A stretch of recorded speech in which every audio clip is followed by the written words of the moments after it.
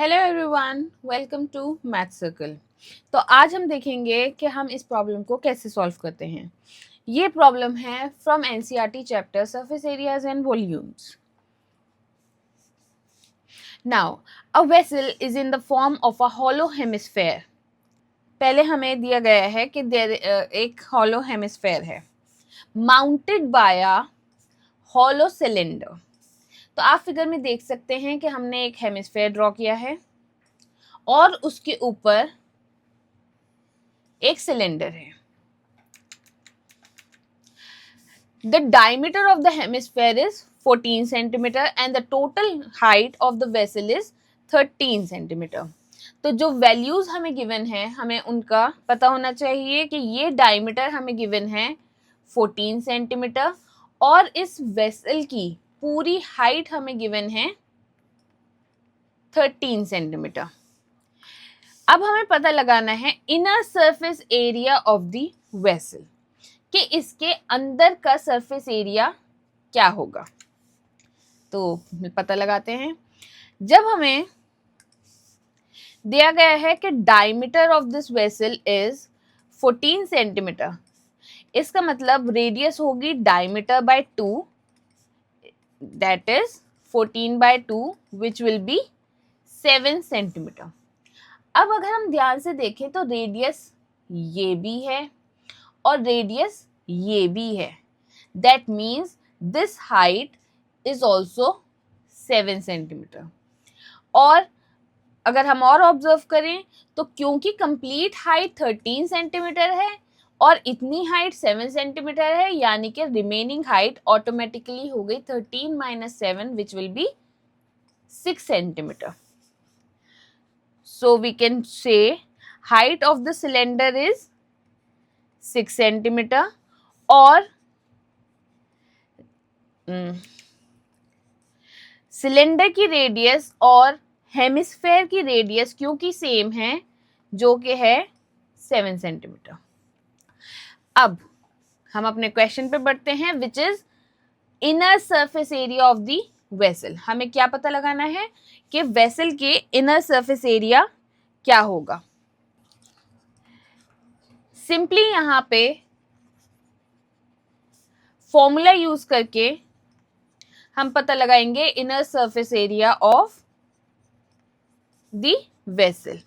अब फॉर्मूला कैसे यूज होगा, हम ऑब्जर्व कर सकते हैं कि यहाँ पे जो वॉल्स हैं, क्योंकि ये सिलेंडर हॉलो है, हमें दोनों ही शेप्स हॉलो दी गई हैं। इससे हमें पता लगता है कि ये सिर्फ वॉल्स हैं और जब भी हमें कभी वॉल्स का एरिया निकालना होता है we find the lateral surface area. तो यहाँ पे सबसे पहले हमें लेटरल सरफेस एरिया निकालना होगा सिलेंडर का और उसी में हम ऐड करेंगे lateral surface area of hemisphere. Question ये होता है कि ये फॉर्मूले हमें कैसे पता चला। तो ये आपकी इंट्यूटिव पावर होती है। जैसे जैसे आप फिगर को ऑब्जर्व करेंगे आपको इंट्यूटिवली ये पता चलेगा कि आपको लेटरल सरफेस एरिया निकालना है या टोटल सरफेस एरिया। इसका कोई तरीका नहीं होता, ये विद प्रैक्टिस ही आता है। जिस तरीके से हम क्वेश्चंस की प्रैक्टिस करेंगे उतना ज़्यादा हमें सही अंदाजे लग पाएंगे कि हमें क्या चीज़ कैसे निकालनी है। बट जहाँ तक सवाल होता है कि इनकी वैल्यूज़ क्या होंगी इन फॉर्मूलाज की, तो हम सिंपली उन फॉर्मूलाज को याद कर सकते हैं और उन फॉर्मूलाज की वीडियो देखने के लिए आप हमारे आई बटन पर क्लिक कर सकते हैं, जिसमें हमने एक वीडियो में सारे फॉर्मूलाज आपको समराइज किए हैं। Now lateral surface area of cylinder simply होता है 2 पाई RH और क्योंकि हम यहाँ पे वैल्यूज यूज करेंगे सिलेंडर की तो हम ले सकते हैं RC और HC। और lateral surface area of hemisphere होता है 2 पाई R² और क्योंकि हम यहाँ पे वैल्यूज यूज करेंगे हेमिस्फेयर की इसलिए हम लेंगे RH। Now substituting the values जो हमने ऊपर ऑलरेडी निकाल ली हैं, उन वैल्यूज को जब हम लिखेंगे तो पाई की वैल्यू होती है 22/7 multiply by RC is given which is 7